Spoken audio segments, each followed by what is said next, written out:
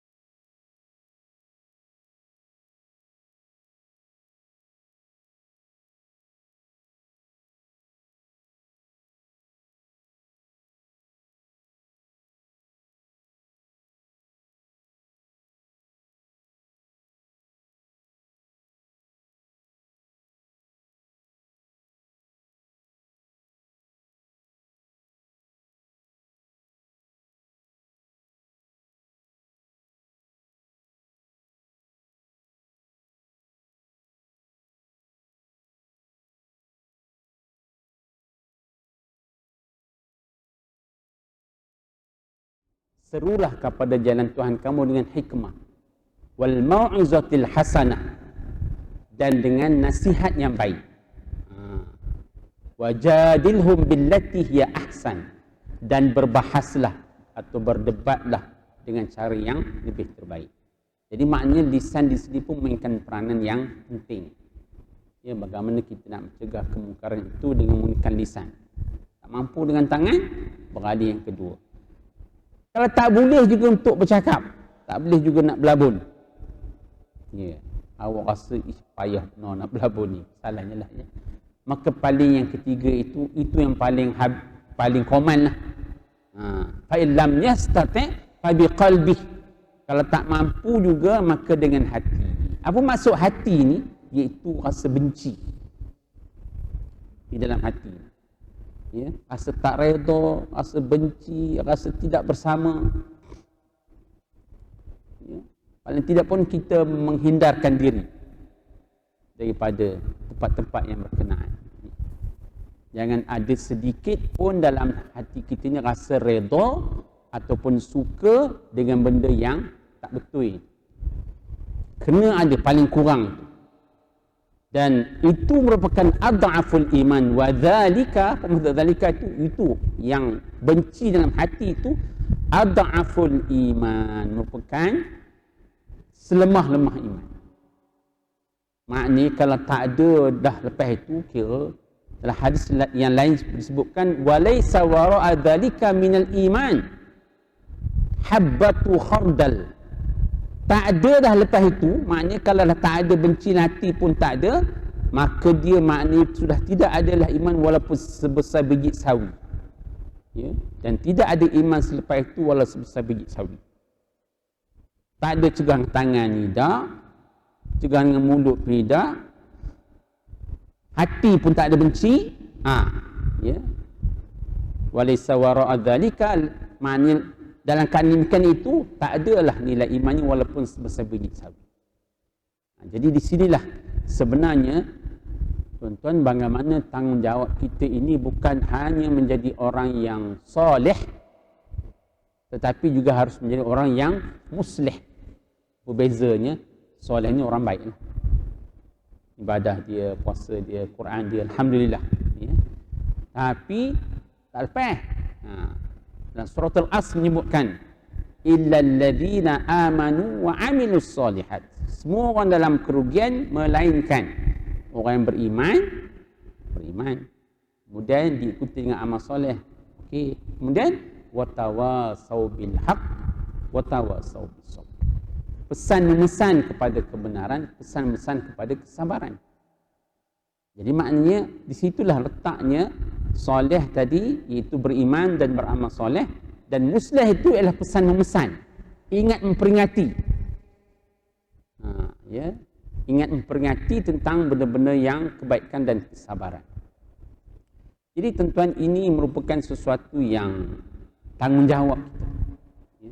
Hadis ini menerangkan pada kita bahawa tanggungjawab dakwah ini, menyampaikan yang baik ini, yang benar ini, bukan hanya terletak kepada orang-orang ataupun organisasi tertentu, tak. Kita mengikut kita punya level dan kapasiti kita lah. Kalau kita dalam keluarga kita sebagai ketua keluarga, sebagai ayah ke, sebagai suami ke, sebagai tok ke, itu mengikut kita lah.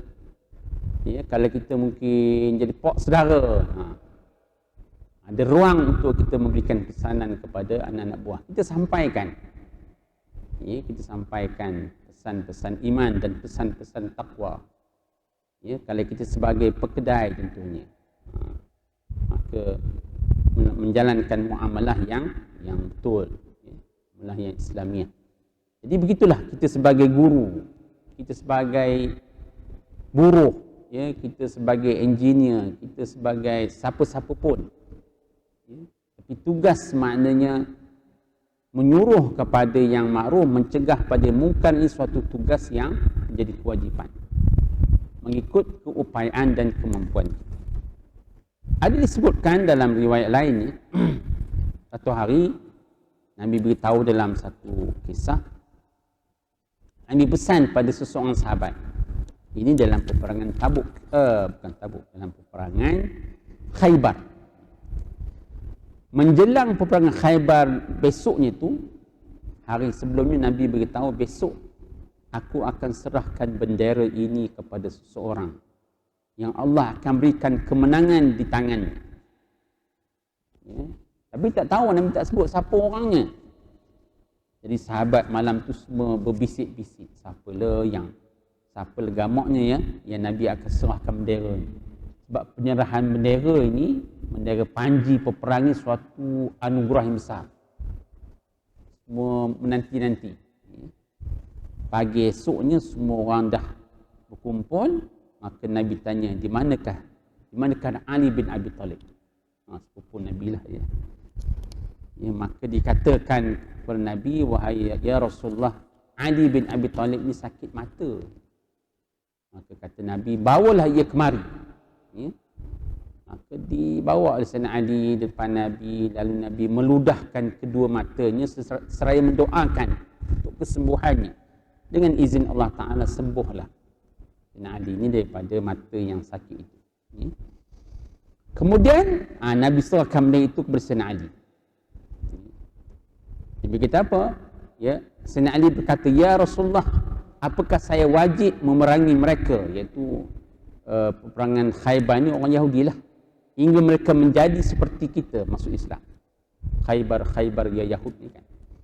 Kemudian Nabi menjawab, berjalanlah perlahan-lahan sehingga engkau datang di halaman perkampungan mereka, kemudian ajaklah mereka untuk masuk Islam. Nabi suruh dulu, iaitu menyeru mereka kepada Islam, mengajak mereka kepada Islam, dan beritahulah kepada mereka apa-apa yang wajib atas diri mereka, ya, kalau mereka dah masuk Islam, dari hak-haknya Allah yang perlu dipenuhi. Jadi maknanya seruan dakwah itu diutamakan dahulu sebelum berlakunya maknanya langkah-langkah berikutnya. Dan Nabi kata, demi Allah, jikalau Allah memberikan petunjuk hidayah kepada seseorang dengan sebab usaha kamu. Hadis ini pada Sayyidina Ali.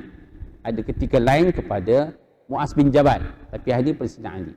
Dia kata, wahai Ali, jikalau Allah memberikan petunjuk hidayah kepada seseorang dengan perantaraan kamu, kamu yang usahakan, kamu yang mengajaknya, kamu yang menyerunya, kamu yang membimbingnya, maka hal itu lebih baik bagimu daripada unta-unta merah. Unta merah ni maknanya benda yang paling yang paling disukai oleh orang Arab ketika itu. Sebab itu Nabi bagi perbandingan unta merah. Ya, perbanding maknanya satu yang amat disukailah masih. Maknanya seorang dapat hidayah dengan sebab engkau wahai Sayyidina Ali, wahai Ali, itu lebih baik pada unta-unta merah. Dalam hadis yang lain, lebih baik daripada dunia dan seisinya. Lebih baik dari tempat manapun yang matahari terbit di atasnya. Ya, iaitu lebih baik daripada dunia dan seisinya, seorang yang dapat hidayah dengan sebab perantaraan kan. Di sinilah menunjukkan kepada kita bagaimana besarnya ganjaran, ya, terhadap kita memberikan nasihat iman dan takwa. Ya, memberikan nasihat iman dan takwa. Dan itulah yang menjadi dorongan para sahabat radhiyallahu anhum ajma'in yang meninggalkan Mekah dan Madinah. Ada sahabat yang dikuburkan di Ma'la ataupun di Baqi' Mekah Madinah, tapi ada lebih ramai sahabat yang dikuburkan di luar kerana nak bawa panji-panji Islam yang sampai ke Rom. Siapa yang terkenal iaitu Abu Ayyub Al-Ansari. Kan, kalau siapa pun ke Turki, saya tak orang gila ya, kata dia di Istanbul itu ada tempat maqamnya Abu Ayyub Al-Ansari. Ya, Abu Ayyub sama-sama itu zaman Sayyidina Umar, ya, angkatan untuk pergi ke Istanbul, Konstantinopel lah. Ya. Apa kata Abu Ayyub Al-Ansari?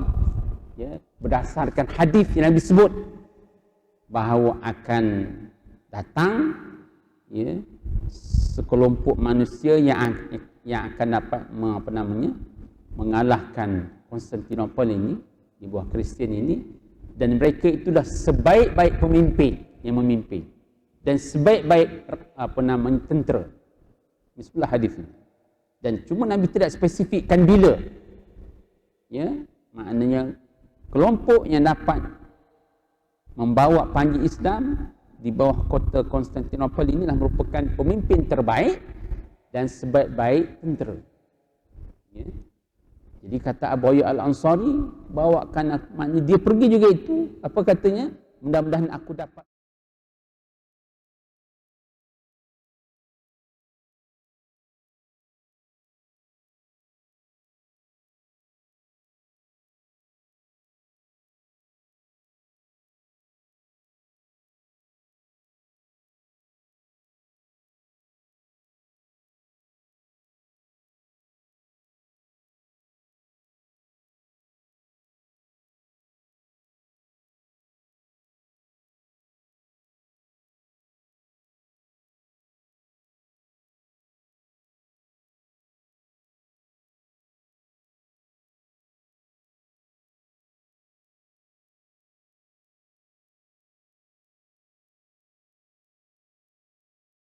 kuntum khaira ummatin ukhrijat linnas. Kamu itu sebaik-baik umat yang dilahirkan di kalangan manusia. Apa dia tugas dia? Ta'muruna bil ma'ruf wa tanhauna 'anil munkar. Menyuruh kepada ma'ruf dan mencegah daripada yang mungkar. Ya. Jadi inilah merupakan suatu tugas yang kelebihan umat Nabi Muhammad sallallahu alaihi wasallam. Umat terdahulu mereka itu tidak ditaklifkan, ya, tidak diberikan tanggungjawab untuk membawa tugas ini. Tetapi umat Nabi Muhammad ini special, kelebihan. Itu meneruskan apa yang telah ditinggalkan oleh Rasulullah sallallahu alaihi wasallam. Baik, tentang Abu Sa'id Al-Khudri ini, di sini disebutkan apa sejarahnya Abu Sa'id Al-Khudri meriwayatkan hadis ini. Ya, ada satu hari sahabat namanya Marwan membaca khutbah raya, ya. Biasanya khutbah raya ini kita sembahyang dulu baru kita khutbah. Kalau Jumaat kita khutbah dulu baru sembahyang, ya. Jadi sahabat nama Marwan ni dia khutbah dulu raya, kemudian baru dia sembahyang. Jadi bangun Abu Sa'id Al-Khudri. Maknanya dia kata perbuatan ini khilafus sunnah, tidak menepati sunnah. Ya, kerana Nabi telah menunjukkan untuk solat raya ni kita sembahyang dulu barulah diikuti dengan khutbah. Ya.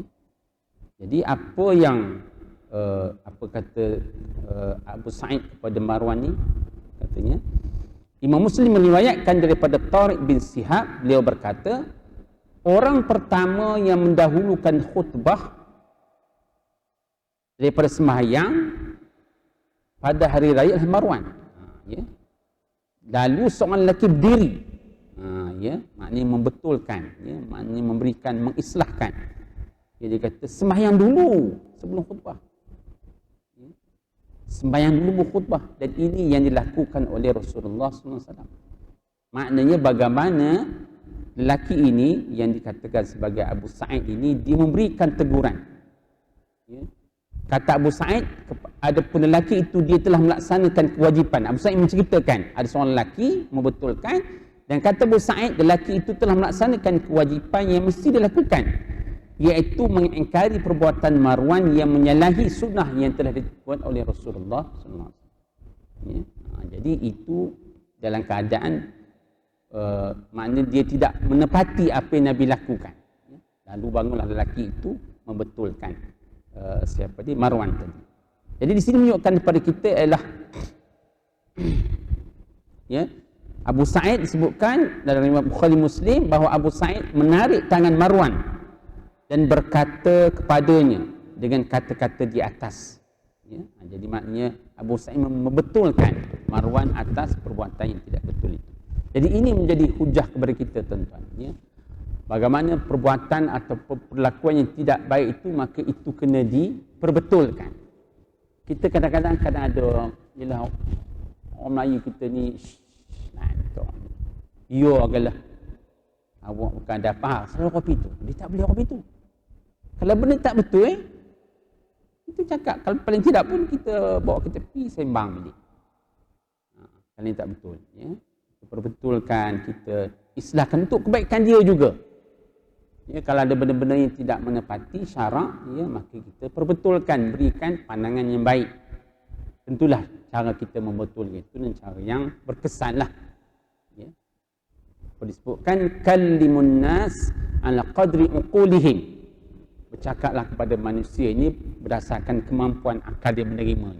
Ya, bergantunlah pada kita bagaimana kita nak memperiaskan kata-kata. Tapi mesej kena disampaikan. Ya, mesej membetulkan itu, membetulkan, mencegah kemungkinan itu mesti disampaikan. Apa caranya? Itu pulang pada kita lah. Kalau kita bagi hadiah, orang kata bagi hadiah ni kan kena dibalut. Senang orang yang nerima pun seronok. Kan kita terima goodies, door gift tu. Apa salah bagi orang itu je? Tak teruk no punya, ya. Takkan bagi door gift goodies tu orang itu je bagi. Ada pula bednya. Ya, nampak. Walaupun dalam tu tak ada apa pun. Air kotak je dengan jagungnya. Jagung apa namanya? Popcornnya. Jadilah. Tapi kita nerima yang seronok pasal ada berbit dalam ni. Jadi begitulah dalam kita menyampaikan nasihat kita itu, kita perhiaskan bagi pandangan, bagi apa, sesuatu yang akhirnya dengan mudah didapat menerima. Baik, melawan kebatilan ini disebutkan oleh pengarang kitab kita ni, sesungguhnya kebenaran dan kebatilan itu memang wujud di atas muka bumi. Itu di antara al-haq dan batil itu suatu yang beriringan, seiringan dengan kewujudan manusia. Ada juga al-haq, adalah al-batil. Kan? Setiap kali cahaya iman di dalam jiwa manusia padam, nak mula padam, Allah akan mengutuskan orang yang akan menyemarakkannya kembali, serta menyediakan rijal, ya, yang akan membangkit memperjuangkan kebenaran. Itu betul. Dalam hadis disebutkan, hadis sahih. Ya, ini disebut innallaha yab'atsu, Allah Taala membangkitkan li hadhil ummah, untuk umat ini. Ya, untuk umat Nabi Muhammad ini Allah Taala membangkitkan siapa? Ala ra'si kulli mi'ati sanatin, pada setiap permulaan tahun, setiap permulaan abad. Ala ra'si kulli mi'ati sanah, pada ra'si itu kita kata kepala lah, boleh kata permulaan pemulih. Setiap 100 tahun itu man yujaddidu laha dinaha, orang yang memberikan nafas baru, itulah ya. Tajdid, yang memberikan tajdid ini memberikan nafas baru, membangkitkan semula pengertian Islam yang sebenar dan memperjuangkan. Itu janji yang Nabi sebut dalam hadis. Jadi berdasarkan hadis ini macam-macam lah ulama pula membuat ulasan. Siapakah setiap 100 tahun itu? Itulah abad ini timbullah nama-nama seperti Umar Abdul Aziz, ya, setelah maknanya khalifah-khalifah Khulafa' Rashidin yang hebat itu meninggal, kemudian zaman Muawiyah, zaman Abbasiyah, apa semua itu, maka di antara khalifah itu selain pada Khulafa' Rashidin itu yang disebut sebagai mujadid itu, yang hampir menepati Khulafa' Rashidin itu ialah Umar Abdul Aziz. Itu keturunan Sayyidina Umar juga, kan. Kemudian ada nama seperti selepas itu seperti Salahuddin Al-Ayyubi, ya, ketika berlakunya serangan Mongol, ya, berlakunya serangan di sebelah utara, Richard the Lionheart menyerang umat Islam, kan, peperangan salib. Siapakah tokoh yang memberikan kekuatan pada umat? Itulah Salahuddin Al-Ayyubi. Dia juga disenaraikan sebagai seorang mujadid. Termasuklah Imam Al-Ghazali, ya, ketika berlakunya penyesatan filsuf ataupun falsafah Islam ini begitu ketara sekali, maka Allah bangkitkan, ya, Imam Al-Ghazali untuk dengan kitab Ihya Ulumuddin. Ya, Ihya ini kan menghidupkan hal-hal agama yang sudah semakin luntur. Ya. Jadi begitulah, ya, maknanya Allah menjanjikan dalam hadis ini bahawa bagi umat ini akan lahirnya orang yang akan, seseorang yang akan memberikan, yang bukan membawa agama baru, bukan, ya, agama itu agama Islam juga, tapi merupakan tokoh yang membangkitkan semula semangat umat ini supaya kembali jalan kepada jalan Allah Subhanahu wa taala. Jadi menyemarakkan kembali serta menyediakan rijal, tokoh-tokoh yang akan bangkit memperjuangkan kebenaran. Dengan itu ahli batil, orang yang bawa kemungkaran ini atau kesesatan akan berada pada keadaan yang hina dan tunduk.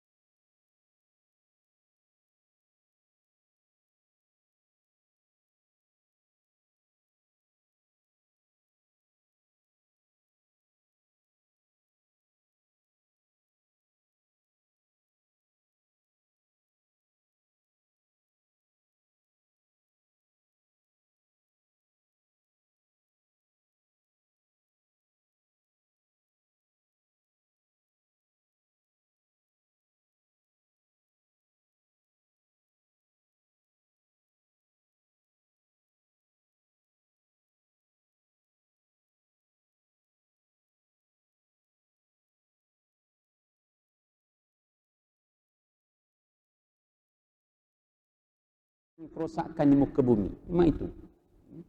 Ada grand design dia ataupun mungkin ada perancangan mereka itu untuk melemahkan agama Allah Ta'ala. Sama ada secara sedar atau tidak sedar, atau dia memperalatkan orang Islam sendiri. Dia memperalatkan orang Islam sendiri untuk melemahkan orang Islam. Sebab itu kata orang, kalau kita nak debang kayu, kan pakai kayu juga. Kapak tu pemegangnya. Kalau kapak tu tak ada pemegang kayu, mana apa nak ditebang. Dia gunakan kayu juga. Jadi kadang-kadang musuh Islam memperalatkan umat Islam ini untuk melemahkan Islam. Jadi ketika itu, tugas untuk menghadapi kejahatan dan menghalang mereka yang buat kejahatan ini, mesti dilaksanakan sama dengan perbuatan, dengan kata-kata, dan disertai dengan jiwa yang benci terhadap maknanya perbuatan yang mungkar itu. Dan kadang-kala perbuatan mencegah kemungkaran ini menjadi sukar, ada cabarannya, melainkan orang yang memiliki hati dan kemanisan iman. Dengan golongan yang liberalnya, atau golongan yang namanya macam-macam lah, golongan yang hak asasi manusia ni yang di luar batasan ini, sehingga kita tengok perempuan tu pun ada dia punya belakang dia, backup dia. Itulah sesuatu yang kita kena fahami. Kadang-kadang usaha-usaha untuk menjadikan Islam itu, menimbulkan keraguan terhadap Islam itu bukan sesuatu yang sedikit, tetapi dia merupakan sesuatu yang kadang-kadang disusun. Jadi disitulah peranan kita umat Islam kena ada perasaan benci itu. Baik, jadi apa kata Syekh Mustafa Boro? Hanya mereka yang kehilangan cahaya iman sahaja akan rasa tenang terhadap kemungkaran dan redha dengan tidak tanduk kemungkaran dan melutut kepada mereka. Mana orang yang hilang rasa iman itu sahaja yang rasa seronok dan tenang kepada kemungkaran. Ini disebutkan tadi, kalau tak ada rasa benci kepada kemungkaran itu, paling minima wa dzalika wa laysa wara'a dzalika minal iman. Lepas dari itu tak ada iman. Kalau kita tidak ada rasa kebencian kita terhadap kemungkaran yang terjadi. Jadi dalam hadis lain disebutkan, saya bacakan terjemahannya lah. Setiap Nabi yang diutuskan oleh Allah kepada umat sebelum aku mempunyai penolong-penolongnya. Illa kanas lahu min ummatihi hawariyun wa ashabun. Jadi Nabi kata semua Nabi-Nabi sebelum aku ni ada penolong dia, ada pembantu dia daripada kalangan umat dia lah. Iaitu mereka beramal dengan sunnahnya, sunnah Nabi tersebut oleh umat. Mereka beramal dengan sunnah Nabi tersebut dan mengikut suruhannya. Kemudian datang selepas itu mereka yang mengatakan perkara yang tidak mereka lakukan. Lepas itu datang satu golongan yang berkata yaquluna ma la yaf'alun.